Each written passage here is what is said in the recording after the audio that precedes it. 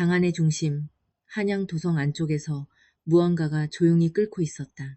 이방원이 조선을 건국한 지 100여 년, 태종과 세종대를 거쳐 한양은 명실상부한 조선의 심장이 되었다. 하지만 그 심장에 피를 공급하는 길목은 점점 좁아지고 있었다. 도성 안팎의 땅값이 끝모를 상승 곡선을 그리고 있었고 백성들의 한숨은 점점 깊어져 갔다. 오늘 아침 종로 내거리에는 무언가 특별한 소문이 돌고 있었다. 한양의 한량들이 모여드는 술집에서는 어김없이 땅값과 집값 이야기가 오갔다. 어떤 이는 도성 안에 집 한 칸 마련하는 것이 과거 급제보다 어렵다며 한숨을 내쉬었고, 어떤 이는 권문세가가 도성 안에 좋은 땅을 모두 사들여 백성들은 밀려나고 있다며 분노를 감추지 못했다. 그들의 대화 속에는 조선이라는 새 나라의 꿈과 현실 사이의 간극이 고스란히 드러나 있었다. 조선의 수도가 한양으로 정해진 것은 태조 이성계의 결정이었다. 무학대사의 풍수지리와 음양 오행설에 따라 명당으로 꼽힌 이 땅은 북으로 북악산, 남으로 남산, 동으로 낙산, 서로 인왕산으로 둘러싸인 천혜의 요지였다. 정말로 이 땅이 그렇게 특별했을까? 아니었다. 처음 한양의 도읍을 정했을 때만 해도 이곳은 고려시대의 남경에 불과했고 인구는 적었으며 민가도 드물었다. 하지만 국가의 수도를 이곳에 정하면서 상황은 급변하기 시작했다.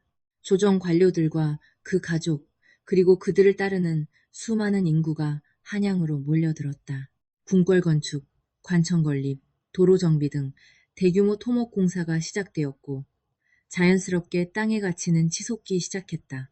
특히 종로 일대와 육조거리, 그리고 궁궐과 가까운 북촌 지역은 그야말로 땅값이 하늘을 찔렀다. 조선 초기 한양의 주택은 크게 사대부가 거주하는 기와집과 서민이 거주하는 초가집으로 나뉘었다.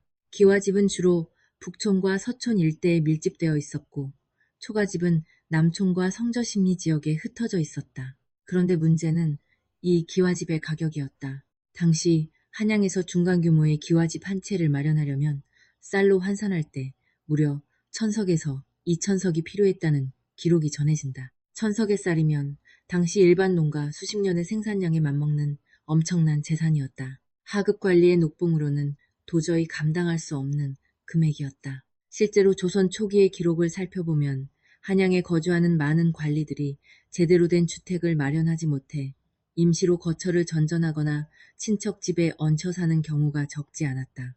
특히 지방에서 과거를 보고 한양에 올라온 신진 관료들은 이 주택난에 큰 어려움을 겪었다. 한양으로의 인구 집중은 시간이 흐를수록 더욱 심화되었다. 왜 그랬을까? 첫째는 정치적 이유였다. 조선의 모든 권력은 한양에 집중되어 있었다. 중앙 관청이 모두 한양에 있었고 중요한 정책 결정도 모두 이곳에서 이루어졌다. 출세를 꿈꾸는 사람이라면 누구나 한양으로 올라와야 했다. 둘째는 경제적 이유였다. 한양은 조선 최대의 소비 도시이자 유통 중심지였다. 전국에서 생산된 물자가 한양으로 모여들었고 그에 따라 상업도 발달했다. 한양에서 장사를 하면 지방에서보다 훨씬 많은 돈을 벌 수 있었다. 셋째는 사회문화적 이유였다. 한양은 조선 최고의 교육기관인 성균관이 있던 곳이었고 각종 서원과 서당도 밀집되어 있었다. 자식 교육을 위해서라도 한양에 살고 싶은 것이 당시 부모들의 공통된 바람이었다. 넷째는 신분 상승의 욕망이었다. 한양에서 살면 지방에서 사는 것보다 한층 높은 신분으로 대우받을 수 있다는 인식이 널리 퍼져 있었다. 이러한 이유들로 한양의 인구는 급격히 증가했다. 조선 초기 한양의 인구는 약 10만 명 정도였지만 조선 중기에 이르러서는 20만 명을 넘어섰고 후기에는 30만 명에 육박했다. 하지만 도성 안의 땅은 한정되어 있었다. 성곽으로 둘러싸인 한양 도성 안의 면적은 약 17제곱킬로미터에 불과했다.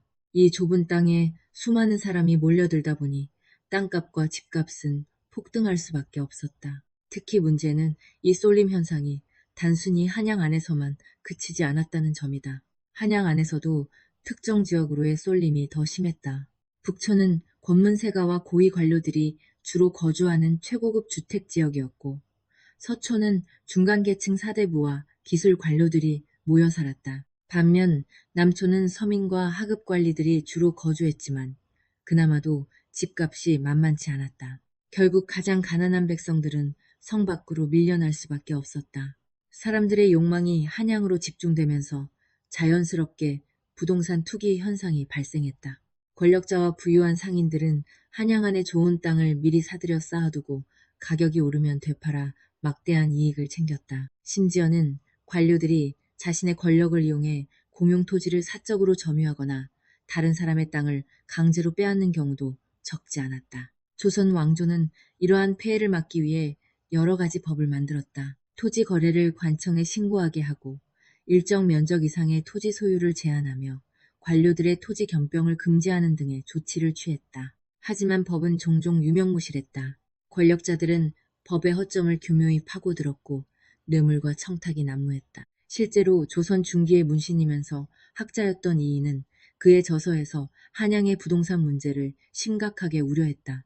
그는 권문세가가 한양의 좋은 땅을 모두 독점하여 백성들이 살 곳을 잃고 있다고 비판했으며 이로 인해 사회적 갈등이 심화되고 국가의 근간이 흔들릴 것이라고 경고했다. 부동산 투기가 가장 심했던 곳은 역시 북촌 지역이었다.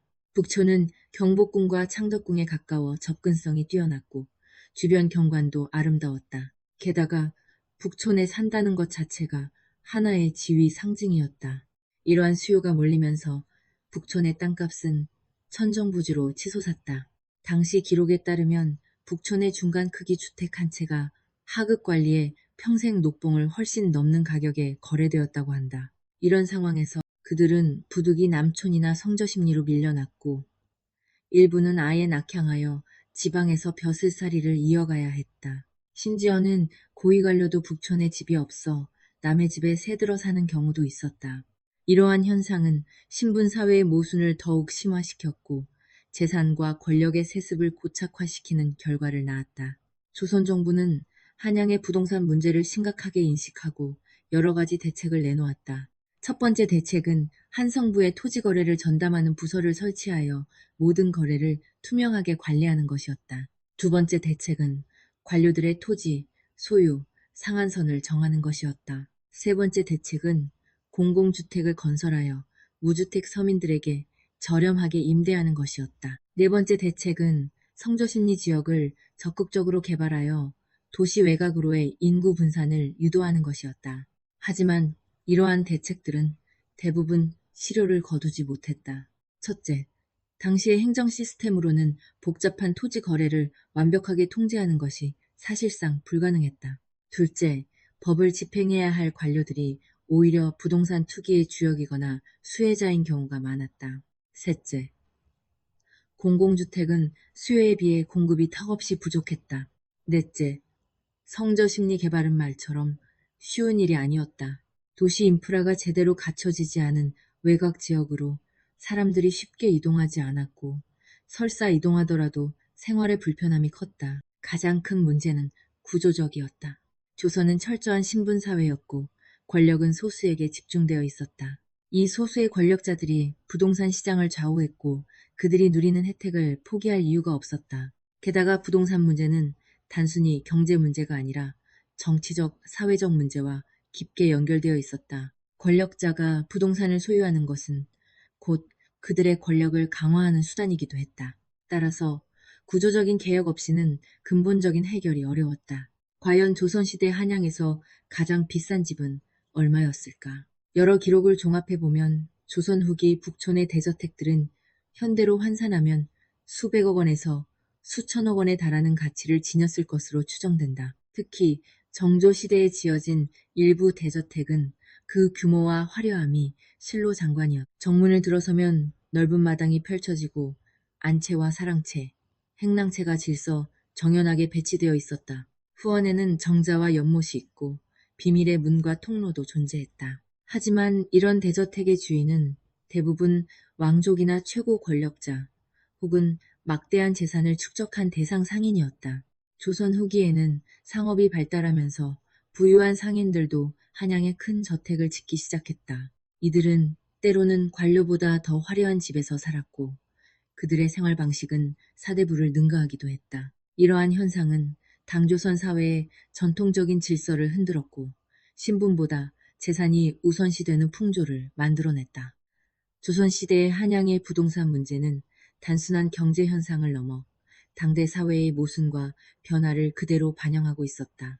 한양 쏠림 현상은 오늘날의 서울 집중 현상과 본질적으로 크게 다르지 않았다. 수도로의 인구와 자원, 집중, 이에 따른 부동산, 가격 폭등, 권력과 자본에 의한 시장 왜곡, 정부의 실패한 대책, 이 모든 것은 현재와 닮아 있었다. 역사는 반복된다는 말처럼 조선 사람들이 겪었던 고민과 좌절은 21세기 서울 시민들의 그것과 깊이 공명한다. 부동산 문제의 해결이 얼마나 어려운 일인지, 그리고 그것이 국가의 존망과 직결되는 중대한 사안임을 조선시대의 경험은 생생하게 증언하고 있다. 과거로부터의 교훈은 여전히 유효하며 오늘날 우리가 마주한 부동산 문제의 실타래를 풀기 위한 지혜는 의외로 가까운 과거 속에 있을지도 모른다.